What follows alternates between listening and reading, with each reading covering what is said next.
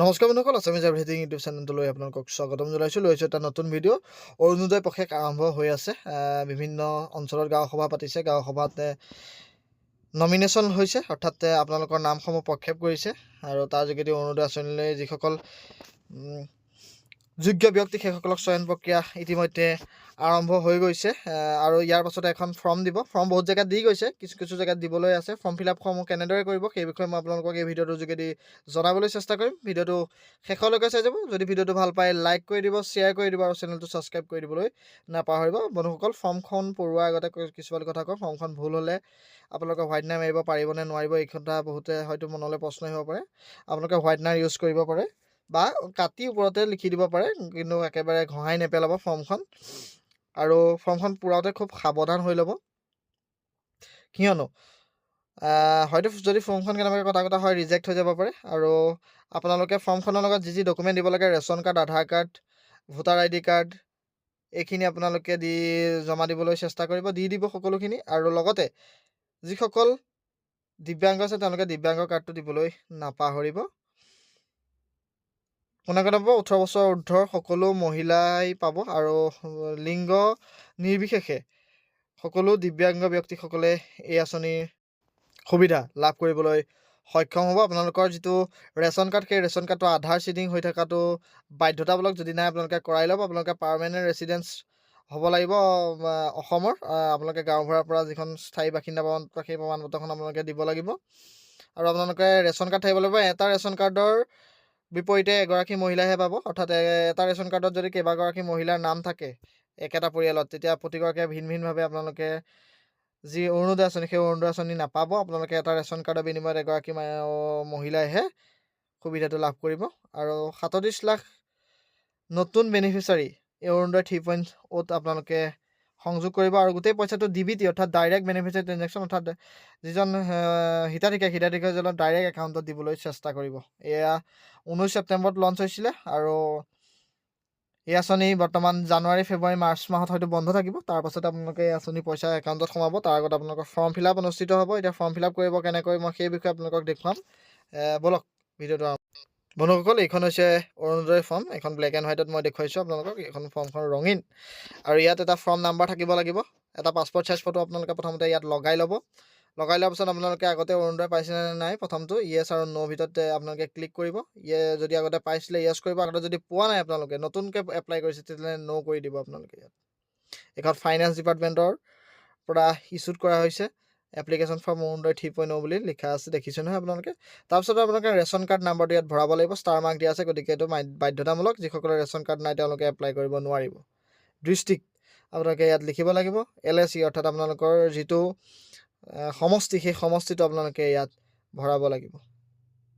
গতিকে এইখিনি ভৰাওঁতে খুব সাৱধান হ'ব। ৰেচন কাৰ্ডৰ নাম্বাৰটো খুব শুদ্ধভাৱে ভৰাব। যদি এটা নাম্বাৰ ইফাল সিফাল হৈ যায় তেতিয়াহ'লে আপোনালোকৰ ফৰ্মখন ৰিজেক্ট হৈ যাব পাৰে। গতিকে খুব সাৱধানে আপোনালোকে ৰেচন কাৰ্ডৰ নাম্বাৰটো লাগিলে ফৰ্মখন এবাৰ জেৰক্স কৰি ডেমো হিচাপত আপোনালোকে ফিল আপ কৰি ল'ব। তাৰপিছত আপোনালোকে যিখন অৰিজিনেল ফৰ্ম, সেই ফৰ্মখন আপোনালোকে ফিল আপ কৰিবলৈ চেষ্টা কৰিব। ইয়াৰ পাছতে আহিছে এপ্লিকেণ্ট ডিটেইলছ। এপ্লিকেণ্ট ডিটেইলছত প্ৰথমতে নিজৰ নামটো লিখিব। তাৰপিছত আপোনালোকে মিডল নাম লিখিব। ধৰক মিডল নাম মানে এনেকুৱা ধৰণৰ, আপোনালোকৰ নামৰ পাছত কিছুমানৰ জ্যোতি থাকে, প্ৰতিম থাকে, এনেকুৱা ধৰণৰ নামখিনি থাকে। সেইখিনি মিডল নেম হিচাপে ধৰা হয়। সেইখিনি আপোনালোকে মিডল নেমত থাকিব। যাৰ নাই তেওঁলোকে মিডল নেমৰ ঘৰটো আপোনালোকে নপূৰালে হ'ব। লাষ্ট নেমটো আপোনালোকে ইয়াত ভৰাই দিব। লাষ্ট নেম মানে হৈছে আপোনালোকৰ উপাধি। উপাধিটো আপোনালোকে ইয়াত ভৰাই দিব। কেয়াৰ অফ, ৱাইফ অফ, ডাটাৰ অফ, অৰ্থাৎ আপোনাৰ পিতৃৰ নাম, নহ'লে আপোনালোক যদি বিয়া হৈ গৈছে তেতিয়াহ'লে হাজবেণ্ডৰ নামটো ইয়াত লিখিবলৈ নাপাহৰিব, শুদ্ধকৈ লিখিব। তাৰপিছত আপোনালোকে জেণ্ডাৰটো মেল নে ফিমেল নে আদাৰ, সেইটো ভিতৰত ভৰাব। আপোনালোকে মেল বা ফিমেল আপোনালোকে টিক মাৰ্ক দিব। তাৰপিছত আপোনালোকে ডেট অফ বাৰ্থটো আপোনালোকে ভৰাব। এইটো আধাৰ কাৰ্ডত যিটো আছে সেইমতে ভৰাই দিব আপোনালোকে, বা আপোনালোকৰ ওচৰত যদি পান কাৰ্ড আছে সেই পান কাৰ্ডৰ মতে ডেট অফ বাৰ্থটো ভৰাবলৈ নাপাহৰিব। ইয়াৰ পিছত আপোনালোকে পূৰাব লাগিব এড্ৰেছ ডিটেইলছ। এড্ৰেছত প্ৰথম কথা হৈছে আপোনালোকে নিজৰ ব্লক ভৰাব লাগিব।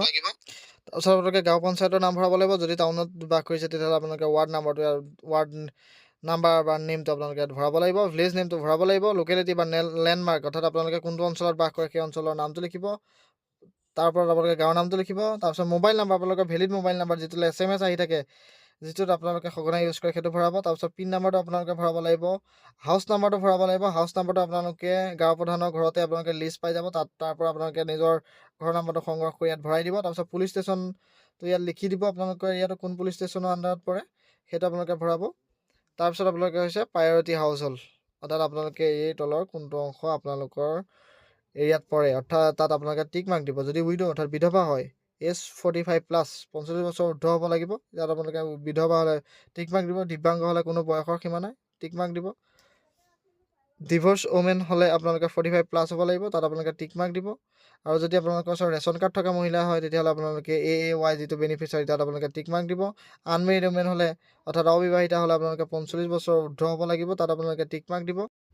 যদি কোনোবা বৃদ্ধা ব্যক্তি অল্ড এজ হোম অৰ্থাৎ বৃদ্ধাশ্ৰমত আছে তেতিয়াহ'লে তেওঁলোকে ইয়াত টিক মাৰ্ক দিব। তাৰপিছত 2 লাখতকৈ তলৰ ইনকাম কৰা যদি মহিলা আছে তেতিয়াহ'লে আপোনালোকে ইয়াত টিক মাৰ্ক দিব। তাৰপিছত আপোনালোকে যদি অকলে কোনোবা মহিলা অকলে বাস কৰে তেওঁলোকেও এপ্লাই কৰিব পাৰিব, কোনো ধৰণৰ ধৰক অভিভাৱক নাই, অকলে বাস কৰে তেওঁলোকে ইয়াত টিক মাৰ্ক কৰি দিব পাৰিব। তাৰপিছত আপোনালোকে বেংক একাউণ্ট ডিটেইলছ লাগিব।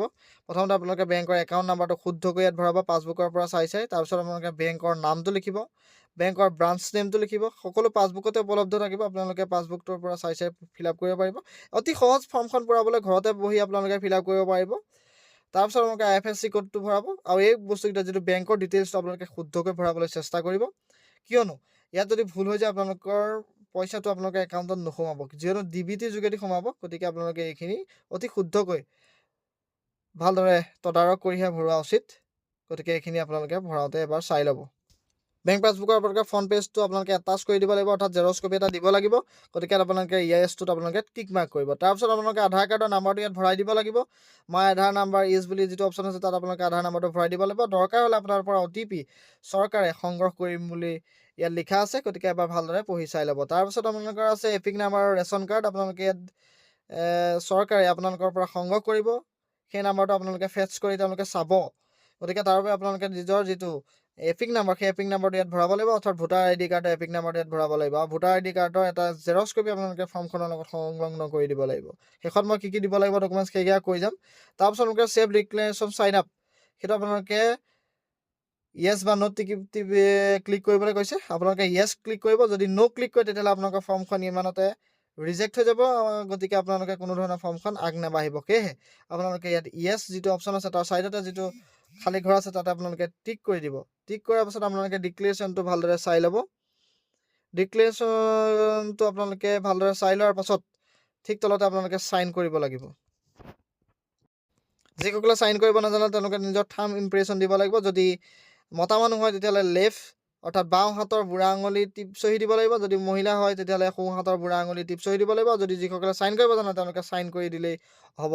তাৰপাছত অৰুণোদয় 3.0 এটা ছেল্ফ ডিক্লেৰেশ্যন আকৌ দিব লাগিব। তাত আপোনালোকে প্ৰথমতে আপোনালোকৰ নিজৰ নামটো তাত ভৰাব লাগিব। তাৰপিছত আপোনালোকে নিজৰ দেউতাৰ নাম বা হাজবেণ্ডৰ নাম আপোনালোকে ইয়াত ভৰাব লাগিব। তাৰপিছত আপোনালোকে নিজৰ এড্ৰেছটো ভালদৰে লিখিব।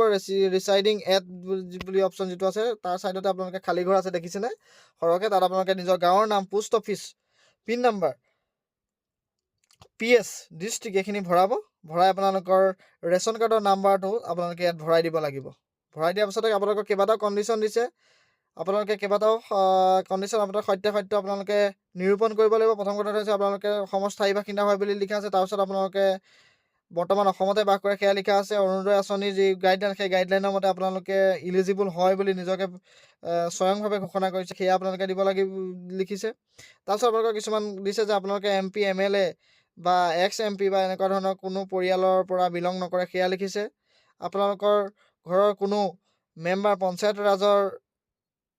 পঞ্চায়তী ৰাজৰ যি কাম সেই কামত আপোনালোকে অংশগ্ৰহণ কৰা নাই, অৰ্থাৎ আপোনালোকৰ ঘৰৰ পৰা কোনো পঞ্চায়ত ছেক্ৰেটৰী, ৱাৰ্ড মেম্বাৰ নাই, সেয়া আপোনালোকে স্বীকৃতি দিব লাগিব। ডক্টৰ, ইঞ্জিনিয়াৰ কোনো ধৰণৰ আপোনালোকৰ ফেমিলিৰ পৰা বিলং নকৰে সেয়া লিখিব লাগিব।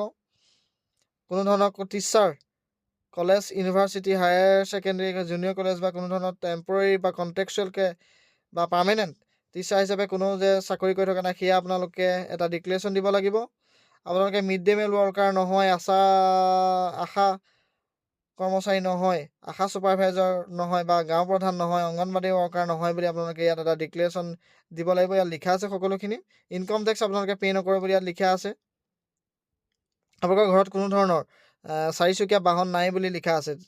এই গোটেইখিনি ভালদৰে আপোনালোকে চাই ল'ব, চাই আপোনালোকে চহী কৰি দিব। ইয়াৰ যদি এটা আপোনালোকৰ ভুল বুলি প্ৰমাণিত হয় চেল্ফ ডিক্লেৰেশ্যনত, পিছত আপোনালোকৰ যেতিয়া ভেৰিফিকেশ্যন কৰিব, ফৰ্মখন জমা দিয়াৰ পাছত আপোনালোকৰ ঘৰে ঘৰে যেতিয়া ভেৰিফিকেশ্যন কৰিব, তেতিয়া যদি ইয়াৰে এটা পইণ্ট আপোনালোকৰ ভুল বুলি প্ৰমাণিত হয়, তেতিয়াহ'লে আপোনালোকৰ ওপৰত আইনী ব্যৱস্থা লোৱা হ'ব বুলি চৰকাৰে জনাইছে। আপোনালোকৰ যি অৰুণোদয় আঁচনি, সেই অৰুণোদয় আঁচনিটো বন্ধ কৰি দিব। তাৰ উপৰি আপোনালোকৰ ওপৰত আইনীভাৱে আপোনালোকৰ ওপৰত একশ্যন লোৱা হ'ব বুলিও চৰকাৰে ইয়াত জনাইছে। এই চেল্ফ ডিক্লেৰেশ্যনত 8টা পইণ্টলৈকে আপোনালোকক এইখিনি কথাই আছে, মই চমুকৈ আপোনালোকক বুজাই দিলোঁ। তাৰপিছত আপোনালোকে বেনিফিচাৰী নামটো আপোনালোকে লিখিব। তাৰপিছত বেনিফিচাৰীজনে যিজন বেনিফিচাৰী তেওঁ চহী কৰিব। চহী কৰাৰ পিছত ডেটটো দিব। তাৰপিছত আপোনালোকে ঠাইখনৰ নাম আপোনালোকৰ নিজৰ গাঁওখনৰ নামটোৱে লিখি দিব প্লেচত। তাৰপিছত আপোনালোকে এই ফৰ্মখন আপোনালোকে যেতিয়া বিচাৰিব, যেতিয়া জমা দিব হ'ব, তেতিয়া আপোনালোকে এই ফৰ্মখন আপোনালোকে পঞ্চায়ত অফিচতে জমা হওক বা গাঁও সভাতে হওক বা ওচৰৰ যিজনে জমা লৈ আছে ফৰ্মখন তেওঁৰ ঘৰতে হওক আপোনালোকে জমা দিব লাগিব। গতিকে এতিয়া ডকুমেণ্টছ কি জমা দিব? আপোনালোকে ভোটাৰ ID কাৰ্ড, আধাৰ কাৰ্ড, আপোনালোকে ৰেচন কাৰ্ড, দিব্যাংগসকলে দিব্যাংগ চাৰ্টিফিকেট, লগতে যি পাছবুক, বেংক পাছবুকৰ জেৰক্স কপি আপোনালোকে প্ৰভাইড কৰিব লাগিব। আৰু গাঁওবুঢ়াৰ পৰা যি স্থায়ী বাসিন্দা প্ৰমাণপত্ৰ, সেই বাসিন্দা প্ৰমাণপত্ৰ আপোনালোকে দিব লাগিব। লগতে ইনকম চাৰ্টিফিকেট আপোনালোকে জমা দিব লাগিব, জেৰক্স কপি এটা। এইখিনি ডকুমেণ্টছ আপোনালোকে এই ফৰ্মখন পূৰাই আপোনালোকে লগত সংলগ্ন কৰি দিব লাগিব। গতিকে এয়া আছিল আজিৰ ভিডিঅ'। যদি ভিডিঅ'টো ভাল পালে লাইক কৰি দিব, শ্বেয়াৰ কৰিব। যদি চেনেলটো ছাবস্ক্ৰাইব কৰা নাই, ছাবস্ক্ৰাইব কৰি দিবলৈ নাপাহৰিব। আজিলৈ ধন্যবাদ।